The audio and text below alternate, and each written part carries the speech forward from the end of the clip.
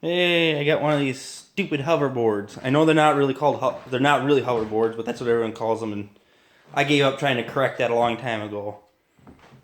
Do I need one? No, but I want one anyways. Are they pretentious and douchey? Yeah, they are, but that doesn't mean they're not fun. I just got this here. I've been just practicing a few minutes with it, and it's like I thought. It's not that bad. You know, you step on, and you have at it. Got a phone in one hand, a beer in the other, and I already got this down.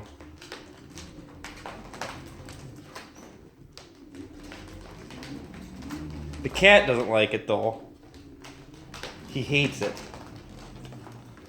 But I mean, literally I've been using it for about 5 minutes and already quite agile with it. Go through the narrow doorway. You gotta be careful because the wheels do stick out a little bit past the fenders and they will hit doors and frames and corners. I got quite a big transition there. I'm not gonna do it while holding the phone. It can get over it, but sometimes it will. The board will go out of alignment and it'll shut off. So then you gotta get off anyways. I think with a little bit more practice of using this and being comfortable with it, I can hit that bump and probably get over it just fine. Then obviously the other way it's a little bit easier. But yeah. So I joined the fad, I guess. Everyone was getting these things for Christmas, so I said, screw it, I'll get one for myself. And this is the Bluetooth one, so I can pair it with my phone and play music or whatever. Whee! So yeah, it's pretty freaking easy. I think it's worth it. I paid $400, which is about the average going price for these newer. They call them Lamborghini boards because they kind of shaped like Lamborghinis a little bit, so that's why everyone calls them that. And funny thing with this one though is I ordered it. The company that had these only had 4 colors: red, white, blue, and orange. I get a message a few days later saying, "Oh, we're all out of red. You have to choose one of the other colors." So I was like, "Well, whatever. I'll take the orange." Well, open the box expecting an orange, and I get a red. So I was like, "Okay, whatever." All right, I'm feeling ambitious. Still beer in the hand and phone in the other. See what happened to me, I'll fall on my ass. Ooh, got the one side. This other side's gonna be tougher. Hey, look at that. I did it. Where'd the cat go? Where are you? He ain't in there anymore. Huh. Oh, there he is. You don't like it, do you? Huh? You don't like it, do you? Well, you'll just have to get used to it. Okay, now the fun part, going down. Hey, that wasn't too bad. So, this is these newer ones are the 8-inch version, which are, I guess, loads better than the 6 or 6.5, where they're called. And then they got the 10-inch version. The reason why I wanted 10-inch version initially, but I didn't get it because, one, they're still the older style. They don't come in the newer style. Although you can get them with Bluetooth though.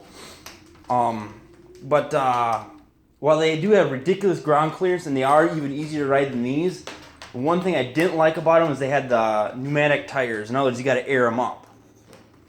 And not only that, the valve stems stick out the side. They angle them in so they don't stick out too much, but they still stick out. And if you're going to be catching stuff on the wall, you're going to be breaking the valve stem off that thing. I could just see it happening, and I was like, And not only that, because these things are made in China, I know what Chinese tires are like. I had a torch cart with Chinese tires. They lasted all of a week, and they dry rotted out, and they're junk. So I was afraid with them it'd be the same thing. You'd be chasing tires. Who knows how long it'd last. And the biggest thing, like I said, with the valve stems, that was the only major reason why I didn't go with the 10-inch. So, and from what I've been hearing and what I've just experienced myself, the 8-inch is actually really good. I mean, yes, not quite as off-roadable as the 10-inch and stuff, but it's still it's way better than the 6-inchers that are out there of the older ones. So, I mean, that's a pretty wicked bump right there. So you just gotta be careful when you're going down sidewalks that you're paying attention, because sometimes obviously when they crack, sometimes they raise up and you be just scooting along and all of a sudden you eat shit because, yeah, you hit the bump and you're not ready for it. I think with more riding time, obviously my reflexes will get better. And another thing is I've hit my head on that damn thing 3 times already because you forget about it. And normally when you walk under it, you don't hit it, but since you're on this thing, that's one thing, that's why I'm not practicing downstairs, because even though I have a huge open basement, my head would be hitting every single rafter. So I was like, no thanks. So, but anyways, that was just a quick, I don't know what you'd want to call this video. Everyone's doing these things anyways, these videos, so I thought, well, what the hell. Pretentious enough to buy one of these things, I'll be just pretentious enough to upload a YouTube video of me getting one of these darn things. This is just a no-name brand, by the way. Well, actually, there's no such thing as a name brand. I mean, there is. All it is just a sticker, though. They're all the same. Even between the older generation and the newer generations, they're mostly the same. Like, I could swap out pretty much all the parts. The only thing that's different is this has got Bluetooth in it. You know, you could still swap out pretty much all the parts, and for the most part, from what I understand, they all interchange. So, but anyways, I suppose that's probably about it. Take another swig of beer and call it a day.